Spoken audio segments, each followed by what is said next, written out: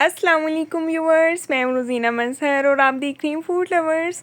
आज मैं आपसे रेसिपी शेयर कर रही हूं आलू के पकोड़े की, जो बहुत ही क्रिस्पी और यमी बनेंगे। जैसा कि मौसम है, बहुत ही खूबसूरत मौसम है, आजकल बारिश हो रही है हर तरफ ही।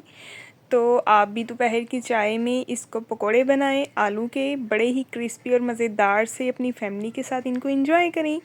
बहुत ही सिंपल और इजी रेसिपी है, तो चलिए स्टार्ट करते हैं। बिस्मिल्लाहिर्रहमानिर्रहीम। सबसे पहले तो ये देखें, आलू जो है मैंने बारीक बारीक से काट लिए हैं, चॉप काट लिए हैं आलू, ठीक है। ये आप देख सकते हैं इनका साइज़, और इसमें एक मीडियम साइज़ का जो है वो मैंने बिल्कुल बारीक लच्छेदार सा प्याज काटा है। और साथ ही इसमें शामिल कर देंगे एक मुट्ठी भर पालक, और इसमें जाएंगी मोटी मोटी सी कटी हुई 4 से 5 हरी मिर्चें, और बेसन इसमें हम शामिल करेंगे। तकरीबन ये थोड़े से बड़े वाला चम्मच है, यानी कि 1 चम्मच जो है वो 2 टेबलस्पून के बराबर है, ठीक है। इसमें मैं ये बड़े वाले 6 टेबलस्पून जो है वो मैं चम्मच डाल रही हूँ। और ये देखिए जी, 6 चम्मच जो है मैंने इसमें बेसन के डाल दिए हैं। ये बड़े वाला चम्मच है, आप जितने पकोड़े बना रहे हैं उस हिसाब से, उसकी क्वांटिटी के हिसाब से आप बेसन ऐड करें। नमक जाएगा 1 टीस्पून, 1 टीस्पून भर के जाएगा सुरख मिर्च पाउडर, हाफ़ टी स्पून जाएगा हल्दी पाउडर, और 2 टीस्पून हम इसमें शामिल करेंगे सूखा धनिया पाउडर। बहुत ही सिंपल और इजी से पकोड़े हैं, फटाफट से 10 मिनट में आप इनको बना के तैयार कर सकते हैं। अगर थोड़ा सा टाइम है तो आप पानी के बगैर इस मिक्सचर को मिक्स कर दें हाथ की मदद से। हाथों को याद से अच्छी तरह से आपने साबुन से धोना है, वॉश करना है किसी भी अच्छे हैंड वॉश से।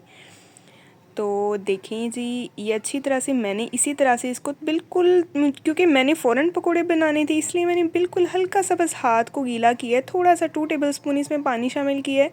बाकी जो सब्ज़ियां हैं, वेजिटेबल्स हैं, उन्होंने अपना ही पानी छोड़ा है, ठीक है। इसलिए कोशिश करें कि पकोड़ों का जो बेसन आप बनाएंगे उसमें आपने पानी का इस्तेमाल नहीं करना, उसको 5 मिनट के लिए रेस्ट दे देनी है। तो सब्ज़ियाँ मिक्स करके जो वेजिटेबल्स होंगी वो पानी जो है वो खुद ही रिलीज़ कर देंगी। प्याज का भी अपना पानी होता है, ठीक है। इसी तरह से बहुत ही ज़बरदस्त जो है ये इसकी बाइंडिंग बन जाती है, और इसको मैं 5 मिनट के लिए रेस्ट दूँगी।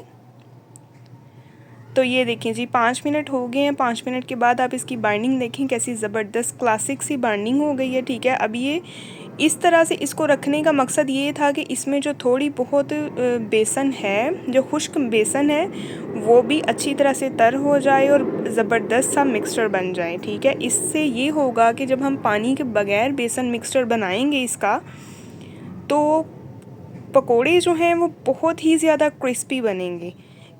एक तरफ ऑयल जो है वो अच्छी से गर्म हो गया है, तो अभी हम पकोड़े करेंगे फ्राई। अच्छा, इसका एक मेथड है छोटा सा, वो ये है कि पकोड़े का जब आपने मिक्सर हाथ पे लेना है ना, उसको थोड़ा सा आपने चिपटा सा करके डालना है, ठीक है। इससे क्या होगा कि पकोड़ा नरम नहीं बनेगा, बिल्कुल क्रिस्पी बनेंगे पकोड़े और बहुत ही क्रंची से बनेंगे, ठीक है। कुछ लोग परेशान हो जाते हैं कि हमसे पकोड़े जो हैं वो क्रिस्पी नहीं बनते, या फिर पकोड़े जो हैं वो नरम हो जाते हैं या गोल गोल से तो कोशिश करें कि आप उसके मिक्सचर में पानी का इस्तेमाल ना करें। इसी तरह से मिक्सचर को मिक्स होने के लिए मिक्स करके रख दें और कुछ टाइम उसको रेस्ट दें, 5 से 10 मिनट। तो जब वेजिटेबल्स अपना पानी छोड़ देंगी तो इसको अच्छी तरह से आप मिक्स करेंगे। तो उसके पकोड़े जब आप फ्राई करेंगे ना, तो बिलीव करें कि आपको बहुत ही क्रंची और क्रिस्पी पकोड़े मिलेंगे, और खा के ना आपको मज़े ही आने वाले हैं अब आप मेरे चैनल पे नए हैं तो सब्सक्राइब कर दें, लाइक कर दें, बेल आइकन प्रेस कर दें, ताकि आपको हर नई आने वाली वीडियो का नोटिफिकेशन मिले। तो ये देखिए जी, एक जो है साइड का पूर हमने निकाल ली है पकोड़ों का, ठीक है। और अभी बाकी के पकोड़े भी हम इसी तरह से सारे के सारे फ्राई करेंगे। इनको आपने हल्का सा लाइट गोल्डन सा कलर दे के निकाल लेना है। बहुत ज़्यादा ओवर फ्राई भी करेंगे तो पकोड़े चीड़े हो जाते हैं, ठीक है। चीड़े का मतलब समझते हैं ना हम तो मुझे कमेंट बॉक्स में बताएं कहाँ कहाँ पे बारिश हो रही है, कौन कौन बारिश को एंजॉय कर रहा है, और कौन कौन पकोड़े बना रहा है, कौन कौन मीठे पूड़े बना रहा है।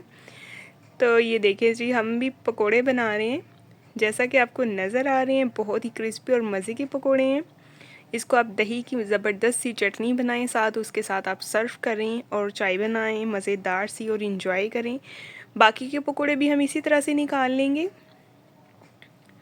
और ये देखें, हमने बिल्कुल कोई इसमें लंबे चौड़े मसाले नहीं डाले, ठीक है। बिल्कुल सिंपल और इजी सा मेथड है इनका। आप इस तरह से पकोड़े बनाएंगे तो आप याद करेंगे कि बहुत मज़े के पकोड़े बने हैं। और ये देखें, दही के साथ आप इसको एंजॉय करें। पकोड़े भी देखिए कितने क्रिस्पी और शानदार हैं। लुक आपके सामने है, आप देख सकते हैं। नेक्स्ट इंशाल्लाह मिलेंगे, तब तक के लिए जी अल्लाह हाफिज़।